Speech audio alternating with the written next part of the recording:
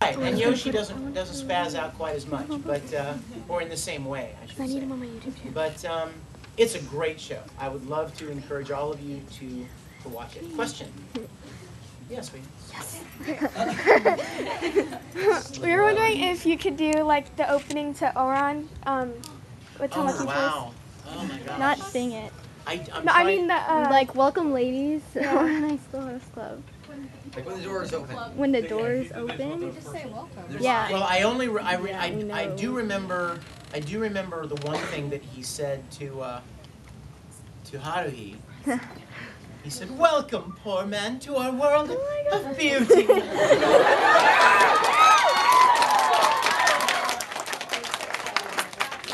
Long live the poor. Yes. I knew it would give you more. And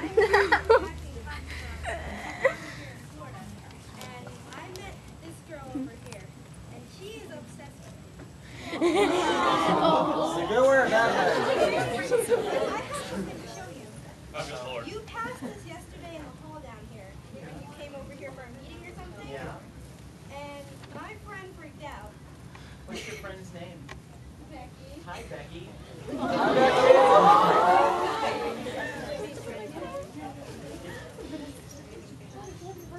Hold on one sec, you guys. Who's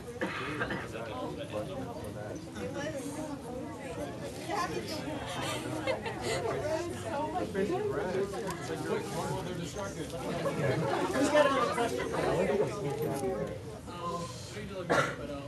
there any like bands, musicians that maybe you take some inspiration from your work, or you like to? What's something you like to listen to? He asked if there was any music, any bands or musicians that I like to listen to.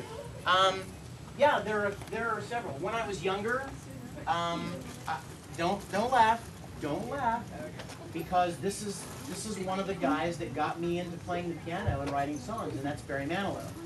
I love him. We're talking like the 70s, you guys, and he had a lot of great songs, and there was something about him. He wasn't terribly attractive. He wasn't like all rocker, you know what I mean? Attitude, screaming and blowing up, guitars and stuff. He was just this guy. He was this average guy who wrote these really pretty songs, and there was an honesty that I really liked about him. And I didn't play the piano at the time, but I started learning, I started teaching myself his songs. And what's funny is that now I play all the time, and I can play pretty much anything I've ever heard, and all of his things and anyone else's things, and I've written all my own songs, and I've even written jingles. And that's how Barry Manilow got started. He was a jingle writer for commercials. So there's only one person on the planet Earth that I would really like to meet someday before he dies. It's not Barack Obama. It's Barry Manilow. Only to say, you've heard this a million times, Mr. Manilow, but I give you credit for having started me in writing music, or even discovering that I had that gift. Because who knows if I'd have ever even fallen across it if I hadn't been introduced to his music. Now, right up there with him is like Billy Joel, Elton John, people that play the piano, that are writers and singers. And I gotta say, I love Journey. Yes. Yeah!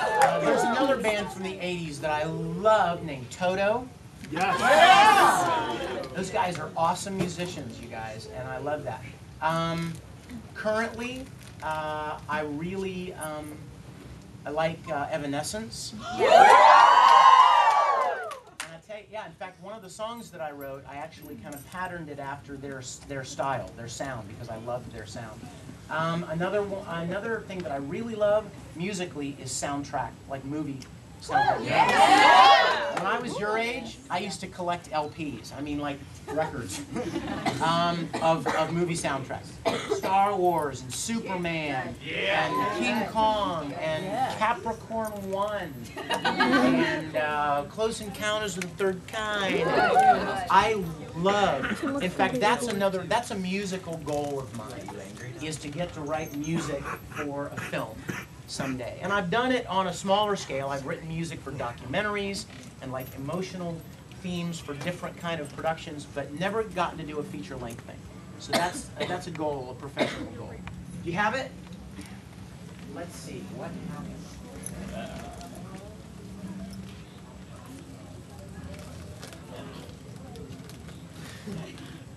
know you're gonna have to put this on YouTube so they can all see it. So you come here.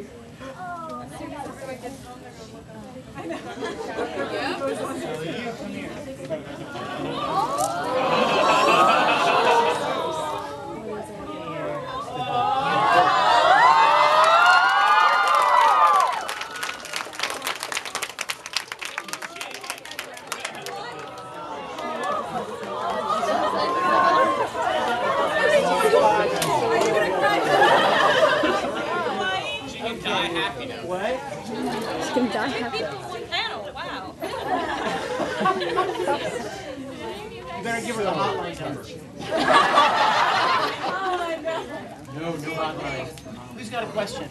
Yes. Remember yesterday when I had you tell a shout out to my friends on the camera? Yeah. One of them is actually here. I just noticed her. She's standing over there right there. Hi. I was hoping you could give her a hug. Welcome. Oh, listen. Are you going to come to the autograph session? I'm going to hug you really good at the autograph session. Oh, great. That's great. Yes. I like her the sad Elric line. The sad Elric line. Oh. Well, there are only 100 of them. Which, Oh. She's talking about, okay. The problem with that is that there's no amplification in this room, so it would be hard to hear it. Very, very hard to hear it. Will you close that door? I'll do it if we can be quiet.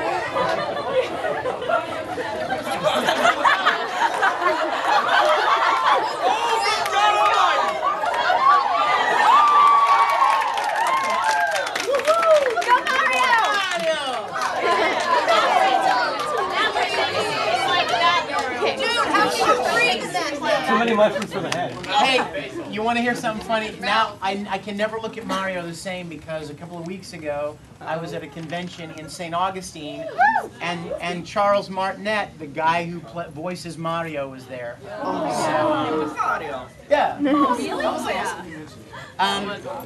you guys want me to do this? Yes. Okay, door shut. Very quiet. Okay, you can't do it loud because then the whole tone changes.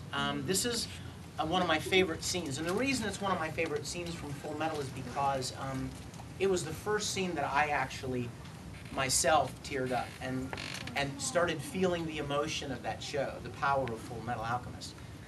I had done the first 7 or 8 episodes, Nina, and some pretty intense stuff, but I hadn't yet kind of felt that heart connection with the characters. So when I was supposed to be crying and stuff, like when Nina died and stuff, that was just like what we call acting. But then the Barry the Chopper episode, when he was getting chased around by Barry and thought he was going to be killed. That last scene when they're taking Barry away and Ed's sitting on the steps with Al and he's talking about how he really thought he was, you know, oh my gosh, I was doing it and I was like, this is what the world's happening to me. It was really special to me, and that was one of the first turning points I remember in my love for this show. So I've done that last little monologue a few times, and ciao Bella. He's gone.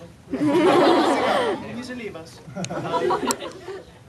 So I'll do it for you if we'll be real quiet, okay? Because it's not very loud, all right?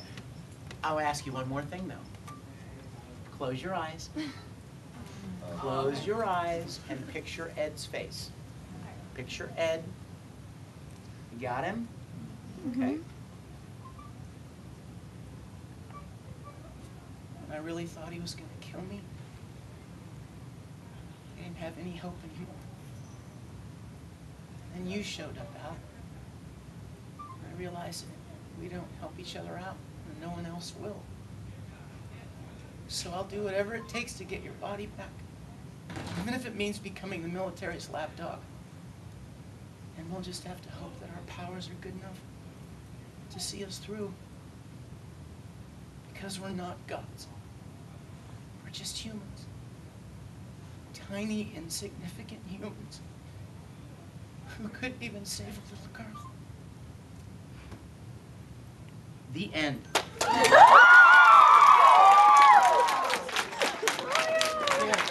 Yeah. can all hear even when I do it.